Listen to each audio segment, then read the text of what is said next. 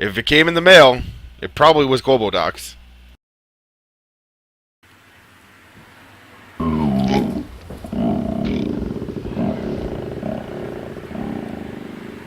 I'm hungry.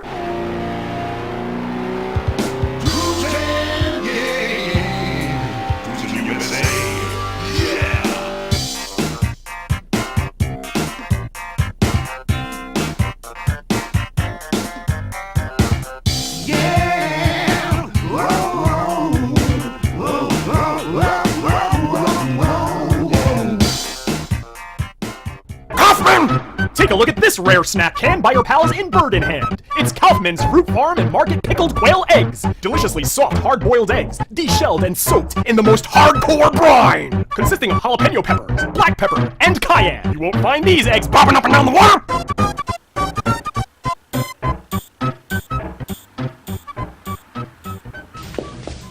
Alright.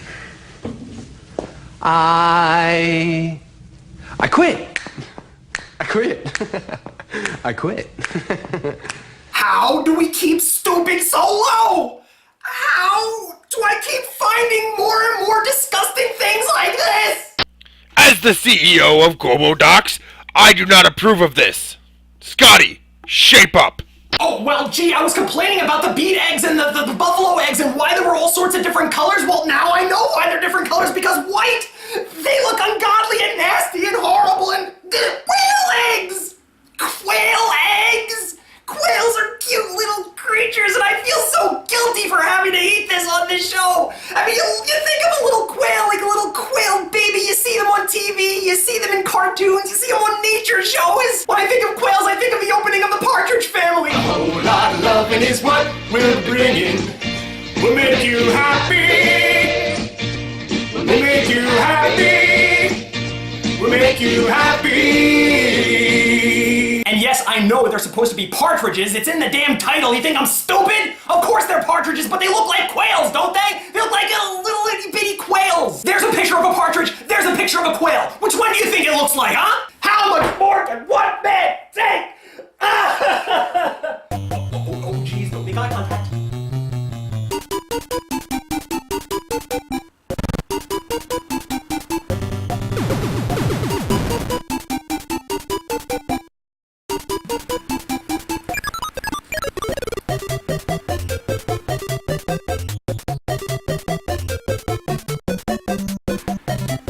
No, stop talking.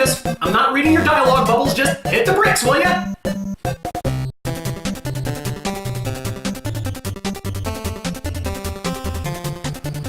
Ah, he's gone. All right, it's just you and me now. Well, before I eat this toxic slime, I should probably inform you all about the latest change. Yes, this show has got to be in a constant state of motion, and I haven't forgotten we're gonna do another change this week. I've been scouring all over the internet, looking at what everybody else is doing, watching YouTube videos, listening to podcasts, and I noticed a particular trend going on with everything that's out there. I mean, once the hosts of these particular shows get a little bit comfortable with their viewers, they start talking about their personal lives. Regardless if you care or not. And I've noticed the stories that they tell, they paint themselves out to be macho hunks of men. They talk about all their sexcapades and all their rigorous training in the gym. Well, it's about time for Hottie Scotty Pancake to jump on that bandwagon, because I like to think I'm pretty comfortable with y'all now. First of all, let us discuss Hottie Scotty Pancake's sex life. Hottie Scotty Pancake is a sexless human being! 3 reasons why I can't talk about this on this here show. Number 1, if I talk about all the heterosexual sex that I'm getting, I'm gonna upset all my homosexual viewers. Number 2, if I talk about all the homosexual sex that I'm getting, I'm gonna upset all my heterosexual viewers. And number 3, I'm in limbo, I'm not getting any sex. Which is why I decided to concentrate on choice number 2. I'm gonna talk about my regimen at the gym. Yeah, look at those muscles. This stupid jacket. Maybe I should invest in a different wardrobe for the show. Yeah, look at those guns. Yeah, look at that. I pump iron every day. They say you're physically impressive if you can bench press at least twice your body weight. What does it mean if you can bench press 3 times? Because that's what I do. So anyway, look at future episodes for Hottie Scotty Pancake 603 to make an ass out of himself and completely brag about his musculature. So anyway, back to the matter at hand. Here we're looking at Kaufman's Fruit Farm and Market Pickled Quail Eggs. Hey, Hey, you know what? I just thought of something. I can't eat this without a fork. Mashed up! Yeah, all right. What the? We got a cap inside a cap. What's going on here? Oh, dearie me, I can't eat this without a screwdriver. Mashed up!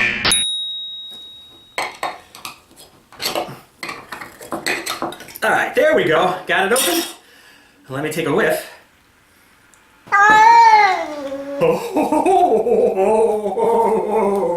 The one thing that upsets me about this product is that we've got jalapenos in here. Now, I've bragged and I've boasted and I've professed my love for jalapenos in past episodes, but the fact of the matter is, they're such a strong taste, they just obliterate all the other tastes that you put along with it.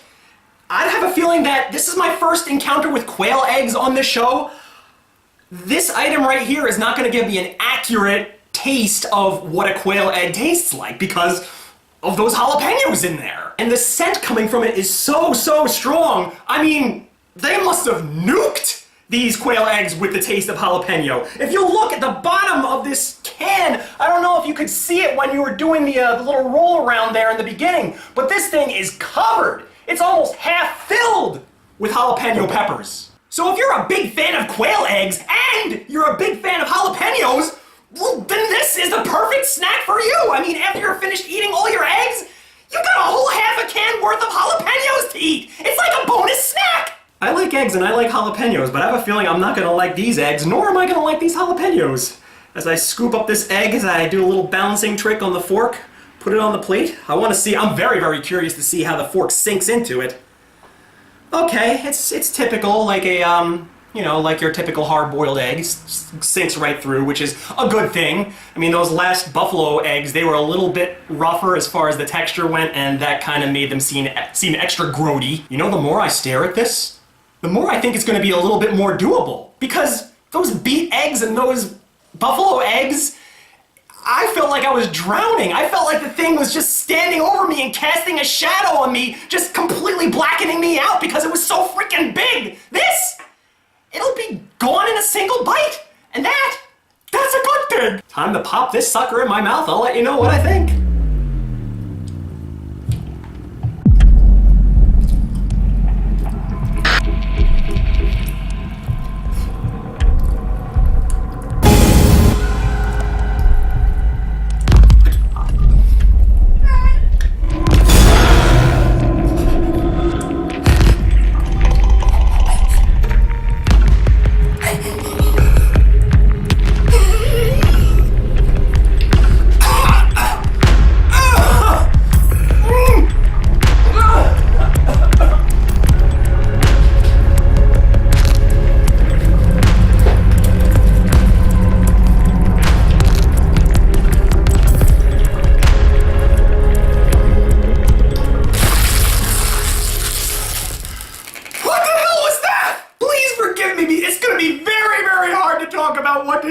Like, I'm spitting like hell. My tongue's confused. It's like, what the hell did you just put on top of me? Nowhere on this label does it say spicy. Nowhere. You can't even see the word spice printed out on this plain white no frills label.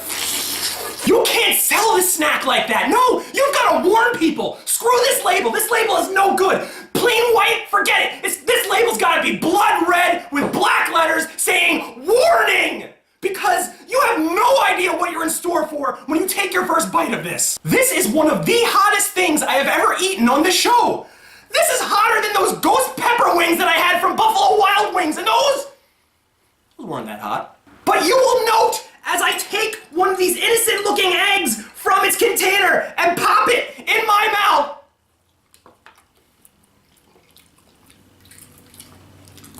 Yo! Ah!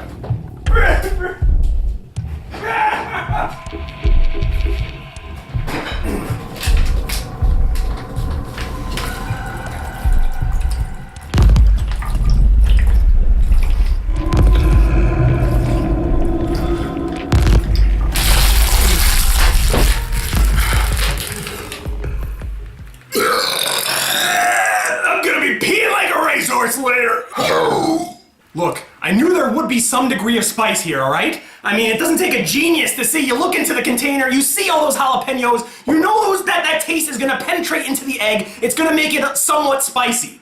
I thought, putting that thing in my mouth, it would be somewhat spicy. But you get such a nuclear jalapeno taste in your mouth! Good lord, your tongue feels like it's ready to melt! I can't say much about the quail egg itself. I mean, it has a really, really weird texture. It's a little bit softer than a typical egg. It kind of like, the second it hits your tongue, it starts to turn to goo somewhat. It's really, really squishy in your mouth. And I couldn't possibly tell you if there was any taste to it, because whatever taste was in there has been... You know what? By trying this, Kaufman's Fruit Farm and Market pickled quail eggs, my first foray into quail eggs in my entire life, I feel like I haven't tried anything new. I mean, I'm looking square at these things. They're quail eggs. They're tiny little eggs. It's eggs that I haven't seen in my life, and for the first time ever, I'm popping them in my mouth and I'm swallowing them. I should have stories to tell. I should be able to go out into the public, if I could go out in the public, but through this channel, I should be able to talk to all of you about this new taste sensation that I just put in my mouth. I should be able to crow to the heavens going, I should be saying, hey, I tried quail eggs today, and you know what? You should try them too. Or I should be saying, hey, I tried quail eggs today, and they were disgusting, never ever go near them. But I can't say either, because what I ate today was just a big, knotted up, wadded up, crinkled up ball of something that I've eaten tons of times in my lifetime, and that is a jalapeno pepper. Just a big wad of jalapeno peppers. I just shoved into my mouth and chewed and savored in every nut and cranny and morsel. So if I were to give this a half rating, what do I do? It's confusing because, hey, you know, a lot of people love jalapenos out there. Maybe a jalapeno lover would love this.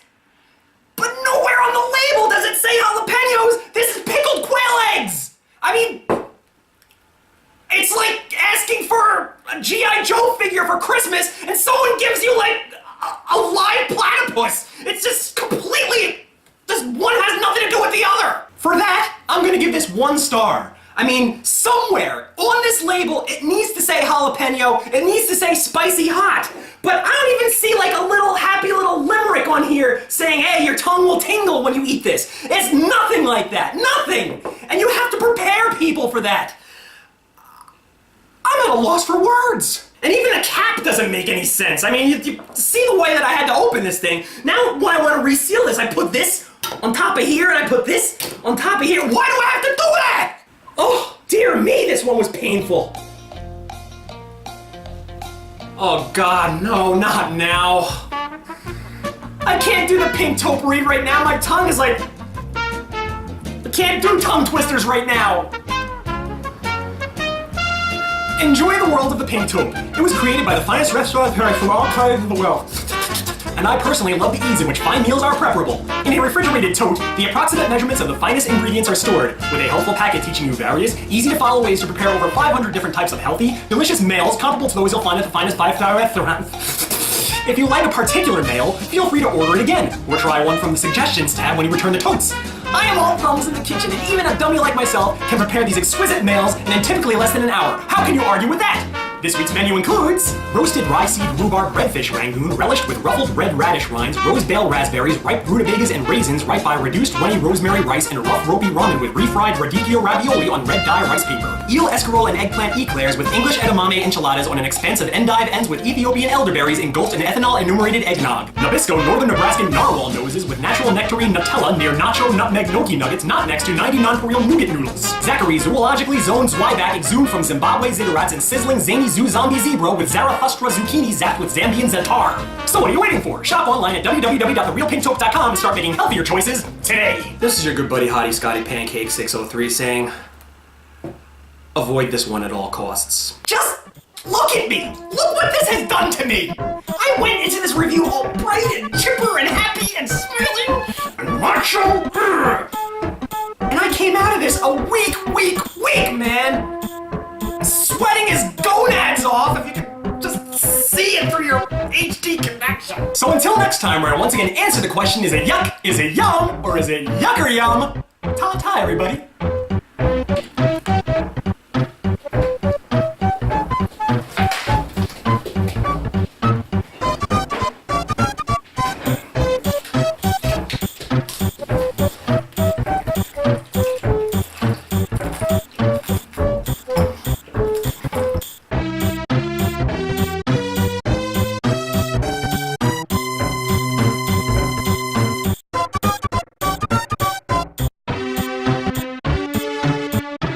Sheriff of Slamtown, Steen Aston, with this week's word of the day.